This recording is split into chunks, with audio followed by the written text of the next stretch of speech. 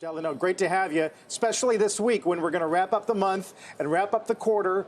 And is this rebalancing sort of confusing the picture, leading us to think that there's more optimism than there really is? Yeah, Carl, thanks for having me. I think in some ways, yes. You look at you just mentioned the downgrades that we're seeing all across, the globe. We're talking about GDPs, especially in the U.S. as well. And I think so investors could be caught in that kind of that bear market rally that we are having. But I think longer term, if you look past 2023, there are opportunities for investors to get in. Now, picking those opportunities, that's obviously a thing that investors have to watch closely what metrics they're following to find those opportunities. But Carl, I definitely think there are some in this kind of bear market. All right, so be more specific. Which are they and why?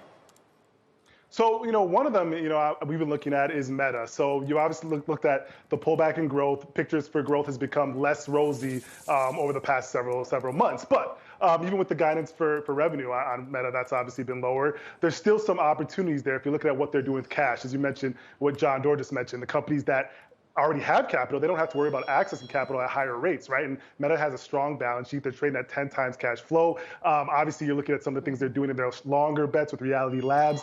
I think that's a longer shot for investors to look at and watch closely as they shift to the metaverse. It's been severely downgraded, and I think, there's opportunities for investors to look at Meta. Yeah, to that point, Delano, you hear a lot here in the Bay Area that companies are looking for at least a 2-year runway to get through this period. Whether or not that's the right time frame, we'll see. I wonder, though, is there an opportunity, if you're an investor with a younger investor with a longer time horizon, in some of the newer exchanges like Coinbase or Robinhood, and we got to note that Goldman note, an upgrade of Hood, a downgrade of Coin. Do you agree with that call? Both those companies, and I've held both of those companies and still hold a little bit in Coinbase and Robinhood. I think they're both going to struggle in this time. I think, Robinhood and Coinbase have something that volatility plays a part in both of their businesses if they have more trading, right? And obviously with Coinbase, you're seeing the price of cryptocurrency go down. I think you're seeing coins and tokens move from exchanges into individuals' own wallets. So that's an opportunity. That's not a good sign for Coinbase. On the Robinhood side, that company's also been in some trouble and struggling. There's less volatility in the market. I'd like long term for investors. I think there's some opportunities there just because of the way they've been downgraded. You look at Robinhood down 53% year to date, but it's going to be very, very volatile in the near term. Don, I'm thinking back to what John Doerr just said about too many unicorns. And in one sense, how could that be? If you've got all these companies that are really worth $1 billion or more, then that's great. But I think the implication is they're not really worth $1 billion or more. And that's why they're not going to get more cash, because their future is not as bright as the rosy valuations would have suggested.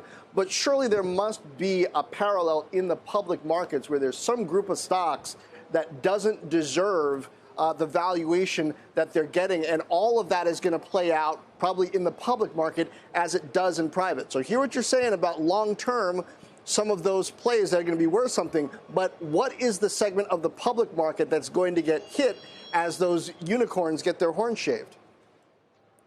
Yeah, they've been hit hard already, and you're seeing a lot of you guys are just looking at some of those, high growth companies that have been, shaved off considerably from their performance, and I think there's still more downside to go. Even in the private markets, as you mentioned, it's trickled down to the private market. You're seeing founders dilute themselves much, much more than they previously would. We're also investing in the private markets as well. So those companies in those sectors that are high growth, that aren't showing any signs of actually cash flow for investors, are going to continue to be hit. And that could extend all different sectors.